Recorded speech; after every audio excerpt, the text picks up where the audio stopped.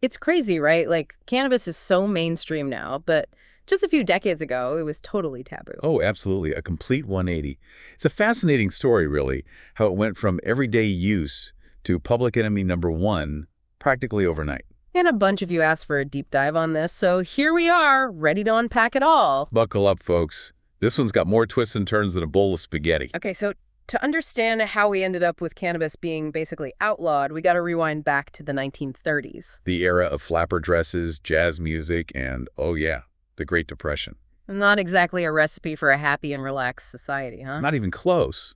You had widespread economic hardship, social anxieties going through the roof, and prohibition just ended, leaving law enforcement with this big, gaping hole in their, to-do list. And into that void stepped a potent cocktail of corporate greed, media manipulation, and good old-fashioned political opportunism. Seriously, it's like someone took all the worst parts of those things and blended them into a smoothie from hell. And trust me, the result was about as pleasant as it sounds. So, like any good story, this one's got a cast of characters we need to introduce. First up, Andrew Mellon. Ah, yes, Andrew Mellon. Think of him as, like, the Elon Musk of his time. Except maybe even richer. We're talking banking, oil, aluminum, steel. The dude was swimming in money. And to top it off, he became the Secretary of the Treasury.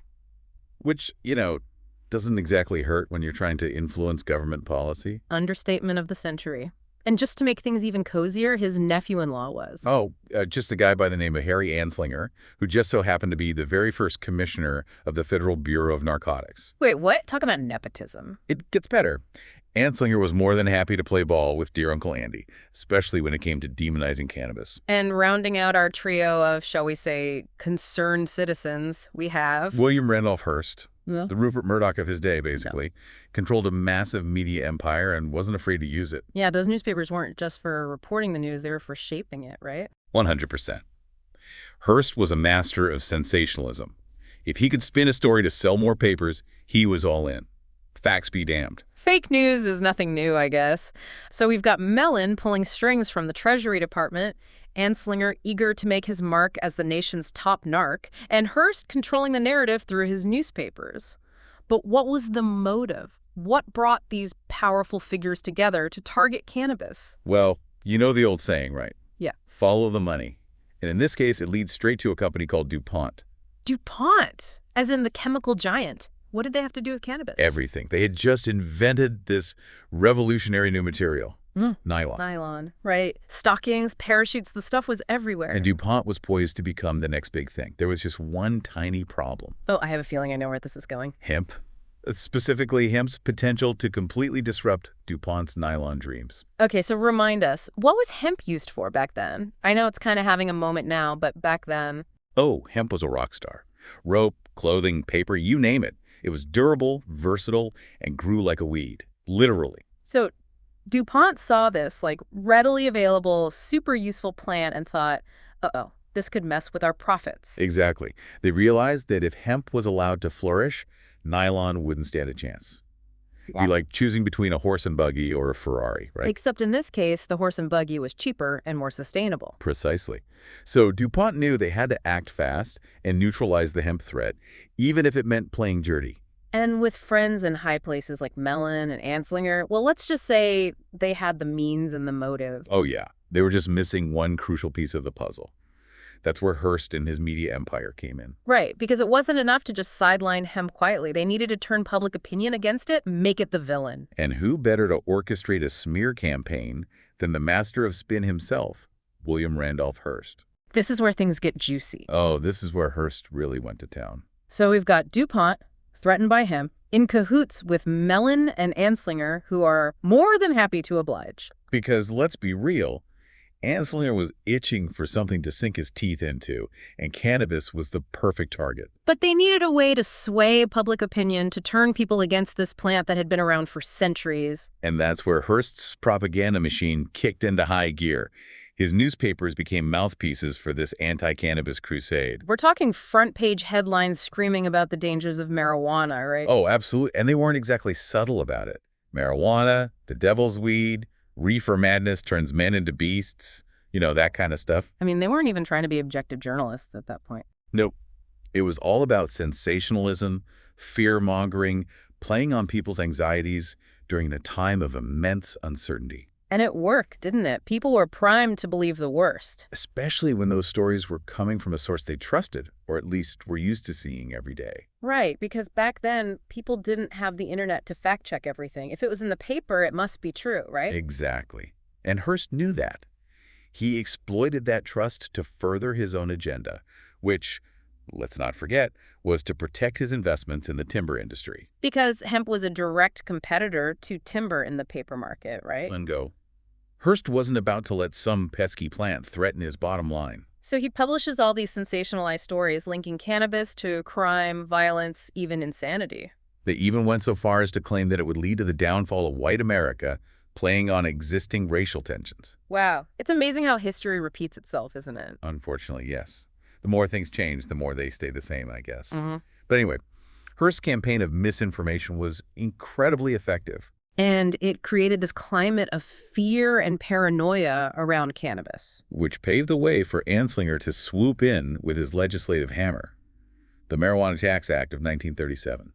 The act itself was a masterpiece of deception, wasn't it? It didn't outright ban cannabis, but it might as well have. Oh, totally. It's like they took a page out of the How to Kill an Industry Without Actually Killing It handbook. So how did they manage to make it practically impossible to grow, sell, or even use cannabis without technically making it illegal? Well, it all came down to taxes, or more specifically, the threat of a hefty tax. Right, because the act imposed this ridiculously high tax on anyone who dealt with cannabis farmers, doctors, pharmacists, you name it. And not just any tax, we're talking a tax so high it would make your eyes water. It basically made it financially impossible for anyone to operate legally. So even though cannabis wasn't technically illegal, the act made it practically impossible to do anything with it. Precisely. And just like that, an entire industry, one with deep roots in American history, was brought to its knees, all to serve the interests of a powerful few. It's incredible how this confluence of events, this unholy trinity of Mellon, Hearst, and Anslinger, managed to change the course of history for a plant. And the ramifications of that are still being felt today. We're talking decades of misinformation, a failed war on drugs, and the mass incarceration of marginalized communities disproportionately targeted by these policies. It's a sobering reminder of how fragile truth can be, especially when powerful interests are at play. And it makes you wonder what other narratives have been spun, what other truths we've accepted without question, all for the benefit of someone else's agenda. It's like that saying, history is written by the victors. But the truth has a way of bubbling to the surface, doesn't it? It does, but it takes time. And it takes people willing to ask tough questions and challenge the status quo. Which is exactly what we're doing here. You know, for all the damage that's been done, I do find some hope in the growing movement to legalize cannabis. Absolutely. It's a testament to the power of education, of people waking up and demanding access to the truth. It shows that even though the system can feel rigged at times, our voices do matter. We can change things. And that's what makes this story, as disheartening as it can be, ultimately a hopeful one. Because it reminds us that even though history might be written by the victors, we have the power to rewrite the future.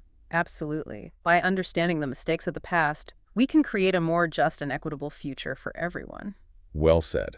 It's a powerful reminder that knowledge is power, and that the truth, as they say, will set you free.